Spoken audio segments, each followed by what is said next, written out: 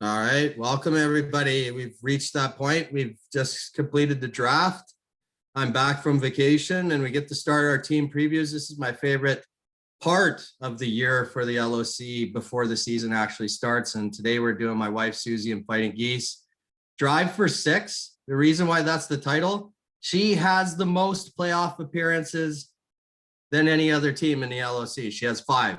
And we've played 7 seasons. So that's a heck of a track record for success. And she's going for 6 out of 8. What are your thoughts, Sean? Yeah, I mean, Susie's always wanted to battle to the end. She's definitely a competitor. I mean, she's usually good to win against me every time I play her. So she's 1-0, at least in the season. So yeah, she's definitely somebody I like to play against because I think it's fun. But she definitely usually has upper hand against me. Well, at least you're being humble about it. Of course. Switching over to her career, last year she won 6 and 7.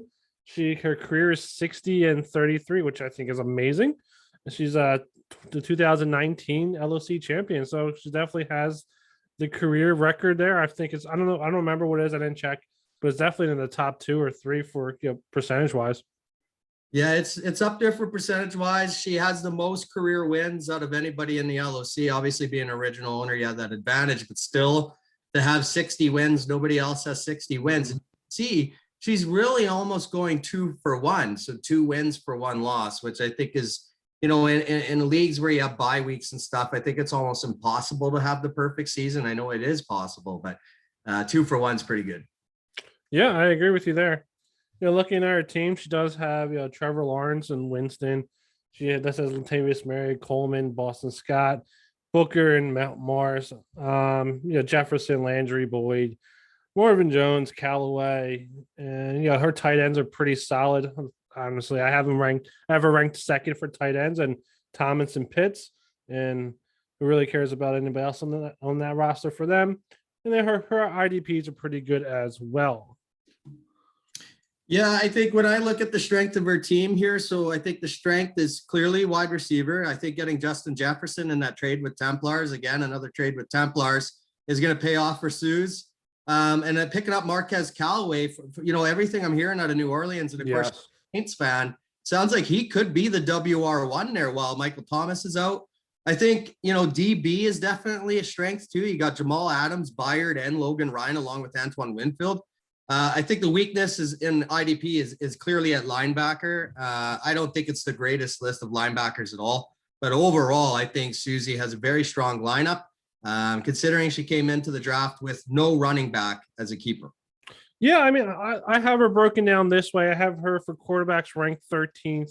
Running backs, I have her at 18th because, I mean, the running back room is horrible, let's be honest.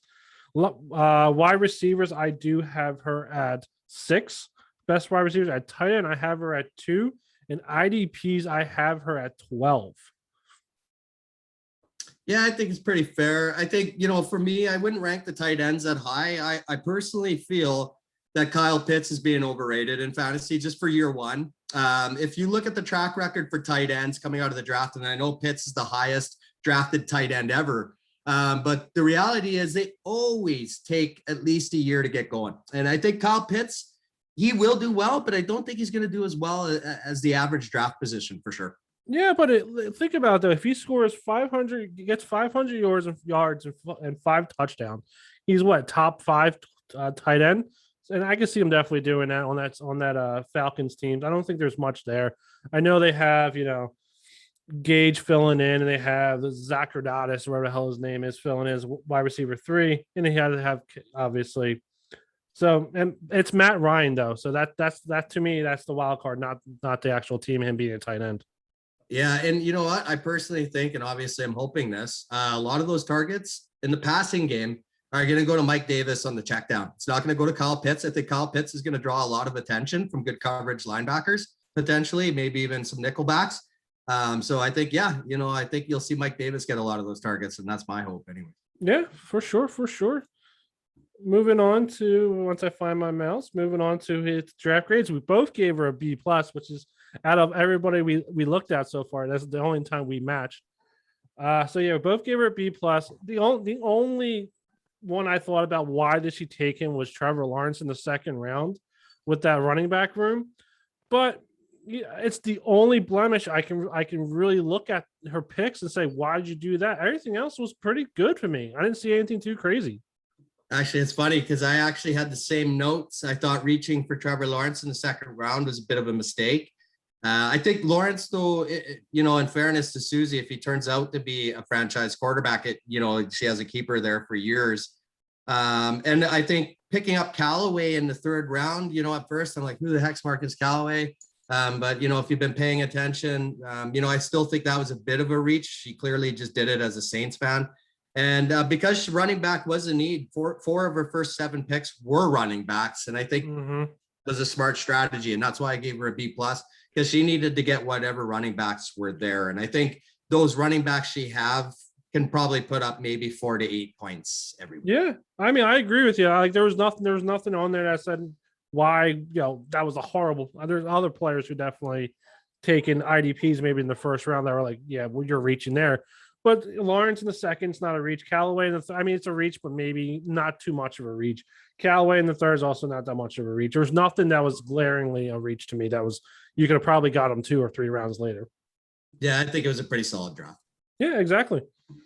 Now switching over to projections, we kind of difference here. You have her going 9-4. I have her going 6-7 again. Starting out, honestly, I have her going 4-1 starting out. So that's how I tell you. She gets murdered to me during the bye weeks.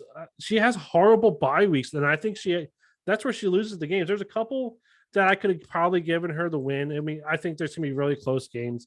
So 6-7, I think the best she could probably do would be 8-5, but I'm gonna go with 6-7 just because I think the bye weeks hurt her a lot. I got her 9-4 before. Oddly enough, I actually have her going 4-1 to start the season as well. And then I think you're right. She will struggle in the mid half or the middle part of the schedule. But I think she'll go on a tear at the end. And if you look at some of the names on the schedule, Brian and the 12th man, I think that's one of the weaker teams for sure. Sabotage Spartans, I think, is going to have a challenging year potentially. Aldemus Prime. And Billsy Bob's had good keepers, but his pick situation kind of sucked. So I think the last part of her schedule is favorable. And that's why I give her the 9-4 record. And I see Susie in the playoffs yet again for the 6th year. Yeah, I could see that. Optimus Prime was the one game that I thought was a toss up.